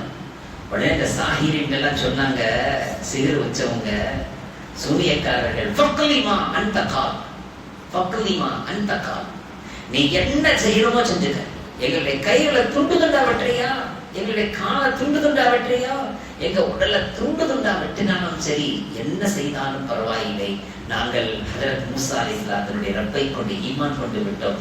இப்படி சாஹிரீன்கள் ஈமான் கொண்டதை பார்த்து ஆயிரக்கணக்கான நபர்கள் இஸ்லாம். ஏனென்றால் அவர்கள் யாரை நம்பி இருந்தார்கள்? சூனியக்காரர்களை நம்பி இருந்தார்கள். சூனியக்காரர்களே வந்து விழுகின்ற போது அனைவரும் வந்து விழுந்தார்கள். இப்ப ஹஜ்ரத் மூசா அலைஹிஸ்ஸலாமுடைய கௌமை திருத்துவதற்கு அல்லாஹ் இதை பயன்படுத்தினார். ஹஜ்ரத் ஈசா அலைஹிஸ்ஸலாத்து வஸ்ஸலாம் அவர்களது காலம், அந்த காலத்திலே மருத்துவர்கள் அதிகமாக இருந்தார்கள், வைத்தியர்கள் அதிகமாக இருந்தார்கள். அதனாலதான் இன்னைக்கு வரைக்கும் அதை விடாம கையில வச்சிருக்க, அதை விடாம கையில வச்சிருக்க. இன்னைக்கு மருத்துவர்கள் என்றால் அவர்கள் தான், மெடிக்கல் காலேஜ் அவர்கள் தான், மருத்துவ படிப்பு அவர்கள் தான், பெரும் பெரும் மருத்துவர்கள், நர்சுகள் எல்லாம் அவர்கள் தான், அவர்களுடைய மிஷினரிகள் எல்லாமே எங்கு பார்த்தால் அந்த மருத்துவம். இப்பொழுது அல்லாஹ் பார்த்தான் இவர்களது மருத்துவத்தில் உள்ள இவர்களது நம்பிக்கையை, அதையும் தாண்டியதுதான் எனது சக்தி என்பதை காட்ட வேண்டும் என்பதற்காக வேண்டி ஹஜ்ரத் ஈசா அலைஹிஸ்ஸலாத்துக்கு அல்லாஹ் சக்தியை தந்தான். கண்ணை தடவினால் தெரிய ஆரம்பித்து விட்டது. பேசாதவனுக்கு இப்படி தடவினால் பேச ஆரம்பித்து விட்டார். காது கேட்காதவனுக்கு தடவினால் காது கேட்க ஆரம்பித்து விட்டது. கை கால்கள் உடமாக இருந்தால் தடவி விட்டால் கை கால்கள் எல்லாம் சரியாகிவிட்டது. பெரிய ஆச்சரியம். மருத்துவர்கள் எல்லாம் வியந்து போகின்ற மருத்துவ உலகத்தை நிலைகுலைய வைத்த ஆச்சரியம். அதனாலதான் இன்னைக்கு கூட அவங்க என்ன செய்யறாங்கன்னா, எல்லா மிஷினரிகள் வைத்திருந்தாலும் கூட இதை நாங்கள் உங்களுக்கு செய்யவில்லை, கர்த்தர் உங்களுக்கு அப்படின்னு யாரோட நினைச்சான். முன்னால இருக்கிறவன் கொஞ்சம் அசந்து போய் ஓ இப்படி இருக்கும்னு அவன் கிறிஸ்டினா மாறுவான். நோக்கமே இருந்தான் மருத்துவத்தை வைத்து அவனை கிறிஸ்தவனாக மாற்றுவது. இன்று அவர்களது வேலையே அதுதான். மருத்துவத்தை வைத்து அதற்கு உதவிகள் செய்வதாக சொல்லி, உணவு தருவதாக சொல்லி, தேவைப்படுமானால் அவனுக்கு திருமணத்தையும் முடித்து வைத்து அவனுக்கு பண உதவிகள் செய்து நோக்கம் என்ன, அவர்களை கிறிஸ்தவர்களாக மாற்றுவது. இதைத்தான் அவர்கள் செய்து கொண்டிருக்கிறார். ஹஜ்ரத் ஈசா அலைஹிஸ்ஸலாத்து வஸ்ஸலாம் அவர்களுக்கு அல்லாஹ் இவ்வளவு பெரிய தாக்கத்தை தந்தான். கொம்பு எதிரில்லாம் என்றால் உள்ளிருந்து மையத்தை எடுத்து பேசும். திரும்ப போய் படுத்துக் கொள்ளிட்டால் படுத்துக் கொள்ளும். அவ்வளவு பெரிய ஆற்றல். அல்லாஹ் அந்த ஆற்றலை தந்ததின் விளைவு லைட்டா கொஞ்சம் ஆசை வந்தது. யா அல்லாஹ், எனக்கு ஒரு அற்புதமான சக்தியை தந்திருக்கிற. ஏன்னா நான் இந்த உலகத்துக்கு வந்ததே அற்புதமாகத்தான் வந்திருக்கிறேன். ஏனென்றால் எனக்கு ஆண்டறியாக ஒரு ஆணும் பெண்ணும் வாழ்ந்து அவர்கள் மூலமாக நான் பிறக்கவில்லை. உன்னுடைய நேரடி பொன்பயப்பின் மூலமாக நான் பிறந்திருக்கிறேன், உலகத்தில் வந்திருக்கிறேன். எனக்கு தந்திருக்கிறாய் சக்தி. எனக்கு ஒரு ஆசையாக இருக்கிறது, ஒரு உயிர் ஜீவனை நான் படைக்கணும். அல்லாஹ் ஒரு சக்தியை கொடுத்தோன்னே மனிதனுக்கு ஏற்படுகின்ற ஒரு ஆசை, நான் ஒரு உயிர் ஜீவனை படைக்கணும். அல்லாஹ் சொன்னான், அந்த படைக்கின்ற விஷயத்தில் ஈடுபட வேண்டாம். இல்லை, எனக்கு ஆசையாக இருக்கிறது சொன்னுடைய, சரி நீங்கள் படையுங்கள், எனது பெயரை சொன்னால் ரூஹை நான் தந்து விடுகிறேன். அவ்வளவு பாசம் யார் மீது? ஹஜ்ரத் ஈசா அலைஹிஸ்ஸலாத்தின் மீது. உடனே ஒரு உயிர் ஜீவனை படைத்தார்கள். படைத்து அதிலே கொம்பீதில் இல்லா என்று சொன்ன மாதிரி ரூஹ் வந்துருச்சு. அல்லாஹ் அதற்கு ரூஹை தந்து விட்டார்.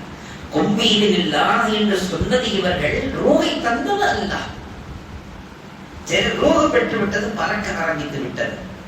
அதிலிருந்து கியாம நாள் வரையிலும் ஜெனரேஷன். அதிலிருந்து அந்த படைக்கப்பட்ட அந்த சின்னதொரு ஜீவன் தான் வவ்வால். நாம இன்னைக்கு பார்க்கிற குட்டி குட்டி வவ்வால் பறக்குது. வவ்வாலுடைய சைஸ் இதுதான் நினைக்காதீங்க. ஒரு வவ்வால் இருக்கிறதே ஒரு மிகப்பெரிய ஒரு மிருகத்தையே தூக்கிட்டு போக முடியும். அவ்வளவு சக்தி படைத்தது வவ்வால். அவ்வளவு பெரிய வவ்வால்களை எல்லாம் அல்லாஹ் வைத்திருக்கிறான், மனிதர்களின் பார்வையிலேயே படாமல். அவைகள் எங்கே இருக்கின்றன, எப்பொழுது வெளியே வருகின்றன, எப்பொழுது பறந்து போகின்றன யாருக்குமே தெரியாது. அப்படி எல்லாம் அந்த உலகத்தை மறைத்து வைத்திருக்கிறார். அந்த வவ்வாலை படைச்சா கடைசியா ஒன்ன விட்டுட்டாங்க, வாய வச்சாங்க, எதை வைக்கல. சாப்பிட்டா வெளியில வர்றதுக்கு அந்த பாதைய வைக்கல. அப்ப அல்லாஹ் சொன்னா, என்னுடைய படைப்பை நீர் எடுத்து படைக்க நினைத்தால் அதில் இந்த குறைகள் ஏற்படத்தான் செய்யும். அப்ப அல்லாஹ்வுடைய படைப்பு எப்படிப்பட்ட படைப்பு, எவ்வளவு அழகா நேர்த்தியா படைக்கிறார். சாப்பிடுறதும் வர்றதும் ஒரே பாதைன்னா எப்படிங்க இருக்கும்? அந்த மாதிரி படைக்கப்பட்டதுதான் வவ்வால். அந்த வவ்வால் சாப்பிடுவதும் அதிலிருந்தான், கக்குவதும் அதிலிருந்துதான். அல்லாஹ் ஹஜ்ரத் ஈசா அலைஹிஸ்ஸலாத்துக்கு இவ்வளவு பெரிய சக்தியை தந்தான். சரி, அதற்கடுத்த காலம் வந்தது. அந்த காலத்தில் தான் எழுத்தாற்றல், பேச்சாற்றல், கவிப்புலமை, எதுகை முகனையோடு பேசுகிற அந்த தன்மை, ஆளுக்கு புலமை வாய்ந்த பேச்சாளர்களாக, மிக பெரும் பெரும் கவிஞர்களாக வாழ்ந்த காலம். அந்த காலகட்டத்தில் தான் யார் வந்தது? இந்த எழுத்தாற்றல், பேச்சாற்றல், கவிப்புலமை இதெல்லாம் இருக்கு. இதுக்கு எவ்வளவு சக்தி இருக்குன்னு கேட்டா, ஹஜ்ரத் மூசா அலைஹிஸ்ஸலாத்துடைய கௌமுக்கு இல்லாத, ஹஜ்ரத் ஈசா அலைஹிஸ்ஸலாத்துடைய மருத்துவ சக்திக்கு இல்லாத, ஹஜ்ரத் தாவூத் அலைஹிஸ்ஸலாத்துடைய காலத்தில் இருந்த கை தொட்டாலே அப்படியே அதற்கு இல்லாத, ஹஜ்ரத் சுலைமான் அலைஹிஸ்ஸலாத்துக்கு எல்லாமே அடிபடிஞ்சிச்சு, அதற்கு இல்லாத அளவுக்கு ஒரு சக்தி எதிரே இருக்கிறது, இல்முக்கு இருக்கிறது. இப்பொழுது இந்த குறைஷிகளிடத்தில், மக்கத்து காஃபிர்களிடத்தில் முஷ்ரிக்கீன்களிடத்தில் இருந்த இந்த இல்மு இருக்கல்லவா, இந்த இல்மு கடந்த கால கௌமிடத்தில் இருந்த எல்லா சக்திகளையும் விட உயர்ந்த சக்தி. எதனுடைய சக்தி? இல்முடைய சக்தி. இப்பொழுது அல்லாஹ் பிரதான் இவ்வளவு இல்மு வைத்திருக்கிறவன் என்னைக்குமே குனிஞ்சு நடக்க மாட்டான். இல்மு கூட கூட கூட இப்படி போயிடும், ஒண்ணும் இல்லாம இருப்பான். அப்புறம் அப்படியே அப்படியே நான் யார் தெரியுமா, என்ன படிச்சிருக்கு தெரியுமா, அந்த படிப்பு அப்படியே வெளிப்படும். அவன் இருக்கிற இல்ம வெளிப்படுத்துவான். இந்த ட்ரெஸ் எல்லாம் போடக்கூடாதுங்க, நம்ம படிப்புக்கு தகுந்த ட்ரெஸ் வேற அப்படின்னு அதுக்காக ட்ரெஸ் அது. படிப்பு மையமா வச்சு ட்ரெஸ்ஸை தேடுவோம், படிப்பை மையமா வச்சு ஹோட்டலை தேடுவோம், படிப்பை மையமா வச்சு உணவை தேடுவோம். இப்படிலாம் நான் சாப்பிட மாட்டேன், அதெல்லாம் வேற மாதிரி. இப்படிலாம் படிச்சவங்க எஜுகேட்டடு என்ன சொல்லுவான், எஜுகேட்டடு நம்ம அதுக்கு தகுந்த மாதிரி சாப்பிடணுங்க அப்படின்னு சொல்லுவான். அதே வாயால தான் சாப்பிட போறோம். இருந்தா கூட நம்ம எஜுகேட்டட், அதுக்குன்னு தனி ஒரு இந்த இல்மு இருக்கிறதே சாதாரணமானதல்ல. இல்முக்கு ஒரு தன்மை இருக்கிறது, அது பெருமையை வரவழைத்தே தீரும். அகம்பாவத்தை, ஆணவத்தை நிச்சயமாக உண்டாக்கும். அதை அடக்கி மட்டுப்படுத்தி அவனை மனிதனாக ஆக்குவது ஷரியத்துடைய இல்மு. அந்த இல்மு அவன் அப்படித்தான் தூக்கும். உடனே ஷரியத் அங்க வந்து நிற்கும். மன் தவாதஅ லில்லாஹ் ரஃபஅஹு அல்லாஹ், மன் தகப்பர வதஅஹு அல்லாஹ் அப்படின்னு ஒரு ஹதீஸ் வந்து நின்று அமைதே அப்படியே நிற்பான். உடனே ஹதீஸ் வந்து நிற்கும். எந்த ஒரு மனிதன் தன்னை தாழ்த்திக் கொள்கிறாரோ அல்லாஹ் அவரை உயர்த்துவான். எவன் ஒருவன் தன்னை பிதற்றிக் கொள்கிறானோ அல்லாஹ் அவரை தலை குப்புற போடுவான். அப்படின்னு அப்படியா உடனே என்ன செய்வான், அவனை நிலைகுலைய வைத்து அவனை சரிப்படுத்துகின்ற மட்டுப்படுத்துகின்ற ஒரே சக்தி மார்க்கத்துக்கு தான் உண்டு, தீனுக்கு தான் உண்டு, வேற எதற்குமே இல்லை. இப்ப இந்த இல்முல அப்படியே திளைச்சு போய் நிற்கிறாங்க. மக்கத்து காஃபியர்கள், முஷ்ரிக்கீன்கள், குறைஷிகள், அவர்களிடத்தில் இருக்கக்கூடிய நாவாற்றல், அந்த கவிப்புலமை, அவர்களுடைய பேச்சாற்றல், அந்த எதுகை முகனையாக பேசுகின்ற, அந்த கவியாக பேசுகின்ற, இதெல்லாம் அல்லாஹ் வர்தான் கடைசி நபி, ஹாத்தமுன் நபி, கடைசி ஷரியத், ஹாத்தமு ஷரியத், அதுவும் இத்தனை நபிமார்களுக்கும் தலைவராக இருக்கக்கூடிய, இனி கியாமத் நாள் வரையிலும் இனிமேல் எந்த நபியும் வராத இந்த நபியை நாம் எப்படி அனுப்ப வேண்டும் என்றால், அவர்களது பேச்சை எல்லாம் தவிடுபடியாக ஆக்கக்கூடிய, அவர்களது கவிகளை எல்லாம் தவிடுபடியாக ஆக்கக்கூடிய, அவர்களது இடுப்பெலும்பை ஒடிக்கக்கூடிய அந்த ஆற்றலை நான் என் ஹபீபுக்கு தருவேன் என்று அல்லாஹ் தந்ததுதான் இந்த குர்ஆன். அப்படி வந்ததுதான் இந்த குர்ஆன். இந்த குர்ஆனிலே இல்லாததே இல்லை, எல்லாமே இருக்கிறது, எல்லா விஷயங்களையும் பற்றியும் இருக்கிறது. ஆனால் இது இறங்கியது விவசாயத்துக்காக அல்ல, இது இறங்கியது வியாபாரத்துக்காக அல்ல, இது இறங்கியது நாகரிகத்துக்காக அல்ல, இது இறங்கியது இன்னும் என்னென்ன நோக்கங்களோ எல்லாமே இருந்தாலும் அது இறங்கியது எதற்காக என்றால், அடியானை அல்லாஹ்வின் பக்கம் சேர்த்து வைப்பதற்காக. அடியானை அல்லாஹ்வின் பக்கம் சேர்த்து வைப்பதற்காக மட்டுமே இறங்கியதுதான் குர்ஆனை தவிர, இறங்கியது அதற்காக இருப்பது இவைகளெல்லாம் இருக்கிறது குர்ஆனிலே. ஆனால் இறங்கியது எதற்காக? அடியானை அல்லாஹ் பக்கம் கொண்டு போய் சேர்ப்பதற்கு. இப்பொழுது இந்த குர்ஆன் இறங்கியது, அதற்கு நிகராக எவரும் எதையும் கொண்டு வர முடியவில்லை. சவால் விட்ட ஒரே ஒரு வேதம் குர்ஆன் மட்டும்தான். உலகத்தில் எத்தனையோ வேதங்கள், எத்தனையோ நாடகங்கள், எத்தனையோ கவிஞர்களுடைய கவிகள், எத்தனையோ மஸ்னவி ஷரீஃப்கள் எல்லாமே வந்தன. எல்லாமே சொன்னாங்க லா ஜவாபுங்க. கியா பாத் ஹை லா ஜவாப், என்ன கவி லா ஜவாப் அப்படின்னு லா ஜவாப்னு அவங்க தான் சொன்னாங்களே தவிர, அந்த வேதம் சொன்னதா, அவர்களுடைய கவிகள் சொன்னதா, அவர்களது நாடகங்கள் சொன்னதா, அவர்களுடைய அந்த மஸ்னவி ஷரீஃப் சொன்னதா என்றால் எதுவுமே இல்லை. அதிலே என்ன இந்த மஸ்னவியை போன்று உங்களால் உண்டாக்க முடியுமா? இந்த நாடகத்தை போன்று நீங்கள் ஒன்றை தொகுக்க முடியுமா? இந்த கவியை போன்று ஒன்றை உருவாக்க முடியுமா என்று சவால் எதுவுமே விடவில்லை, எந்த வேதங்களும் விடவில்லை. குர்ஆன், ஒற்றை குர்ஆன் என்ன சவால் விட்டது?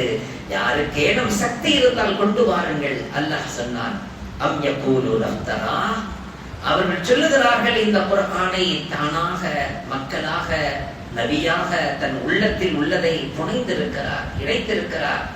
தானாக உருவாக்கி இருக்கிறார், அசம்பிளி செய்திருக்கிறார், வார்த்தைகளை கொடுத்திருக்கிறார் என்றெல்லாம் அவர்கள் சொல்கிறார்கள். கொல் நபியே, நீங்கள் சொல்லுங்கள், ஃபஅத்து பிசூரத்தின் மிஸ்லிஹி, இதை போன்ற ஒரு சூறாவை கொண்டு வாருங்கள். முதலில் சொன்னான் பிஅஷ்ரி சுவரின் மிஸ்லிஹா, பிஅஷ்ரி 10 சூரா கொண்டு வாங்க. பிறகு சொன்னா ஏதாவது ஒரு சூறா கொண்டு வாங்கன்னு சொன்னான். பிறகு அல்லாஹ் சொன்னா ஒரு ஆயத்தை கொண்டு வாங்கன்னு சொன்னான். பிறகு சொன்னா ஒரு ஆயத்துல ஒரு துண்டு கொண்டு வாங்கன்னு சொன்னான். எதையுமே கொண்டு வர முடியும். இப்படி சவால் விட்ட ஒரே வேதம் குர்ஆன் மட்டும்தான். குல் நபியே, நீங்கள் சொல்லுங்கள், ஃபஅத்து பிசூரத்தின் மிஸ்லி, அது போன்ற ஒரு சூறாவை கொண்டு வாருங்கள் என்பார்கள். ஏனென்றால் எவராலும் கொண்டு வர முடியாது. ஒரு அரபியை பார்த்து அரபி தானங்க கொண்டு வாங்கலன்னு கொண்டு வர முடியும். ஒரு அரபி அரபு மொழியில் உள்ள குர்ஆனுக்கு நிகராக 2 வார்த்தைகளை கூட கொண்டு வர முடியாது. அல்லாஹ் அந்த அளவுக்கு குர்ஆனை எவராலும் அதை போன்று கொண்டு வர முடியாத அளவுக்கு முஅஜிஸாவாக குர்ஆனை இறக்கி இருக்கிறார். தன்ஸீலும் மின் ரப்பில் ஆலமீன், அல்லாஹ் சொல்லி முடித்தான். லா ரைப ஃபீஹி, அதிலே எந்த சந்தேகமும் இல்லாத வேதம். மின் ரப்பில் ஆலமீன், அகிலத்தார்களை படைத்து பரிபாலனம் செய்கின்ற ரப்பின் தரப்பிலிருந்து இறக்கி வைக்கப்பட்டது. அப்படி இறக்கி வைக்கப்பட்டதும் கூட ஒட்டுமொத்தமாக விழுந்ததல்ல. எதை போன்று? தௌராத்தை போன்றோ இஞ்சிலை போன்றோ ஒட்டுமொத்தமாக பண்டலாக வந்து விழுந்ததல்ல. அவ்வப்பொழுது பிரச்சனைகளுக்கான தீர்வாக வந்ததுதான் 23 ஆண்டுகளிலே அல்லாஹ்வினால் அருளப்பட்ட இறக்கி வைக்கப்பட்டது குர்ஆன் என்று அல்லாஹ் இந்த ஆயத்தை முடிக்கின்றார். குர்ஆன் எல்லா வகையிலேயும் எழுத்தாக, அதனுடைய தோரணையாக, அதனுடைய வடிவமாக, அது இணைக்கப்பட்டிருக்கிற வாசகமாக, அதிலே உள்ளே புகுந்திருக்கிற அர்த்தமாக, அனைத்து ரீதியிலேயும் அது முஅஜிஸாவாக இருக்கிறது. எல்லா வகையிலேயும் அது முஅஜிஸா. அதற்கு நிகராக எந்த வேதத்தையும் காட்ட முடியாது. அதை உச்சரிக்கின்ற விதம், அதை ஓதுகின்ற அழகு, அதை புழங்கக்கூடிய ராகம், அதற்காக அல்லாஹ் ஏற்படுத்தி தந்த அந்த மத்து ஷத்துகள், இந்த மாதிரிலாம் எதுவுமே கிடையாது. அவ்வளவு தனிப்பட்ட முறையிலே இந்த குர்ஆனுக்கு மட்டுமே உரித்தானது என்று அல்லாஹ் இறக்கி வைத்த இந்த முஅஜிஸாவை 10 பேர் தான் ஓத முடியும். மீறி போனா ஒரு 100 பேர் ஓதலாம். அதையும் தாண்டி போனா ஒரு 1000 பேர் அதை ஓதலாங்க.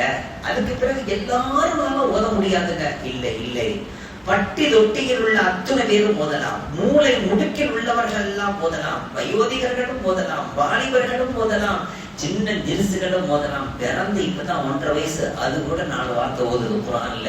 சாமியார்களும் ஓதலாம், பண்டிதர்களும் ஓதலாம், படித்தவர்களும் ஓதலாம், பாமரர்களும் ஓதலாம். எல்லாருடைய நாவிலேயும் மிக அழகாக உச்சரிப்பதற்கு தகுதியானதாக அல்லாஹ் இறக்கி வைத்திருக்கிறான் என்றால் இதை விட முஅஜிஸா வேறு என்னவாக இருக்க முடியும்? எதையெல்லாம் வேதம் என்று சொல்லிக் கொண்டிருக்கிறார்களோ அதை உச்சரிப்பதற்கென ஒரு 4 நபர்கள் வேறு யாரும் உச்சரிக்க முடியும்.